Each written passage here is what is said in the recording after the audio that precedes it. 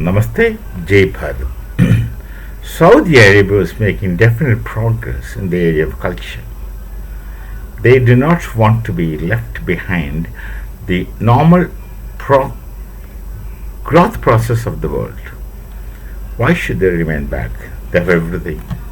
They have a distinct culture, and their culture is important and virulent.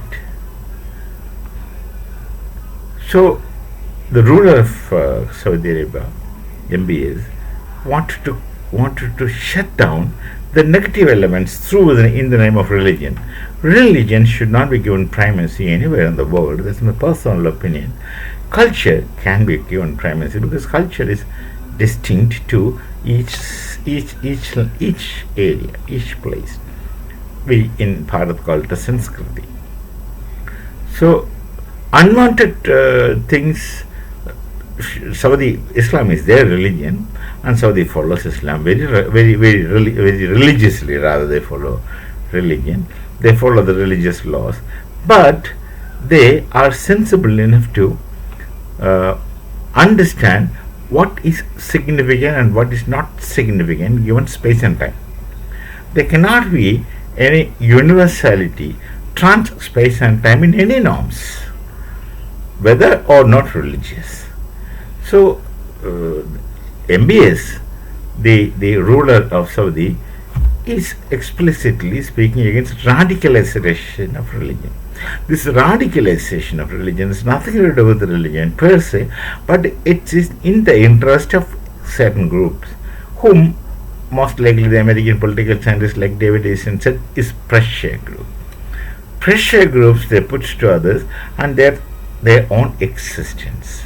Their comfortable existence, that's the point. So they radicalized religion more with Islam. So radical Islam had been taking roots, and we know what's happening in the name of radical Islam. Some group who would live comfortably, and others are brainwashed to function for them. So this kind of phenomenon, Saudi Arabia is now going to now trying to stop. They say they are not in for radical Islam, of course. Fine, that's what they should be doing naturally. They are progressing. Why should they be left behind? They would be with others. Since they are confident of the religion, why should Islam be threatened? Why should they speak of Islamophobia? Phobia is a non-existent fear, assumed fear. But why should anyone be afraid of Islam? These are all created by some section of the people who makes a living out of religion. That's important. There are people who makes a living out of religion, and they live in most luxuriously and comfortably. They want radical Islams to exist for their personal survival. Their children, their family have nothing to do with this kind of movement. They are living in all kinds of so-called comforts. So sensibly, very rightly, Saudi Arabia is trying to speak against radicalization of Islam or radical Islam. And these people who are making a living out of radical Islam are facing it, and they are very unhappy with it, especially a foolish nation. I will say it in capital letters. A foolish society like Pakistan is getting worried. They think what they understand is right, because they have been brainwashed right from childhood through their madrasas. And look at the structure of madrasas. There are no scholars in madrasas, as I understand. There are nitwit Maulavis who make a living out of madrasa kind of things. They will do everything.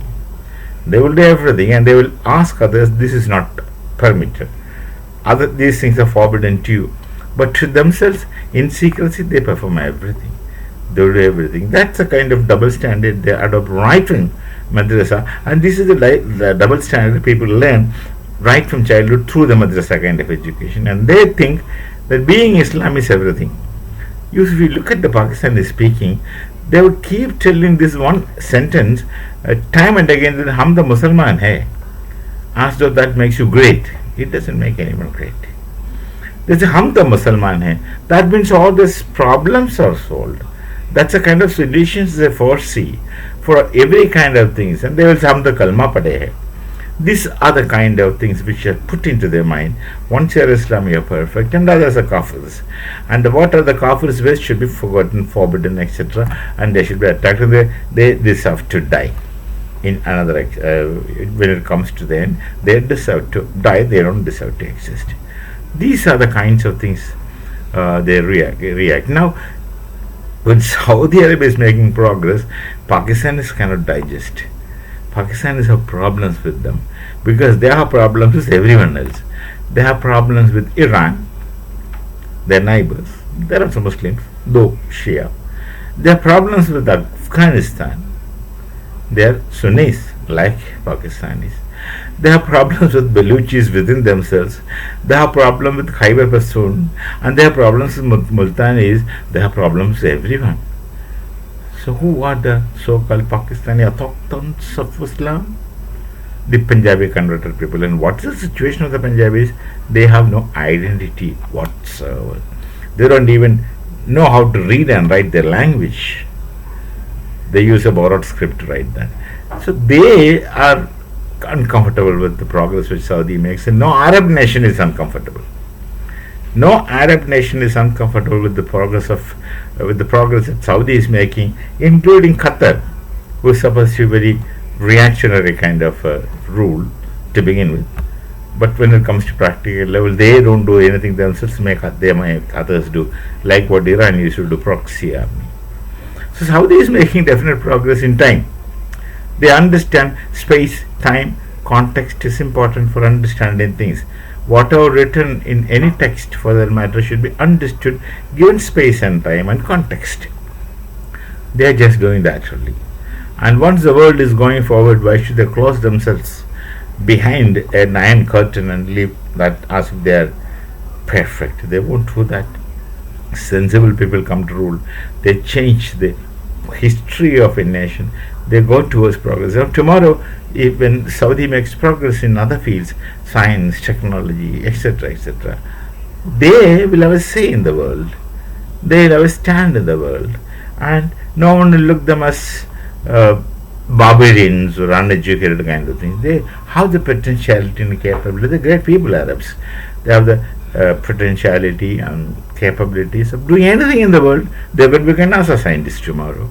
They would have all wonderful things in the world. They will be taking part in the forward march of civilization with their own distinct identity intact. Nothing will destroy their identity. Their identity shall remain intact.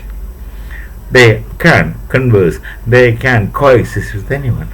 Precisely this is what MBS is trying to do, and people should be cooperating with him, supporting him, and thanking him for making them see lights in our knowledge tradition, Bharatiya knowledge tradition. There's an expression, tamasoma jyotirgamaya, from darkness you go towards light. And that's precisely what MBS is leading the people of Saudi to: progress, enlightenment, light, betterment, wisdom, and of course, civilizational progress. We shall meet with some other thoughts again. Till then, it's Namaste. Jai Bharat, Jai Sri Ram.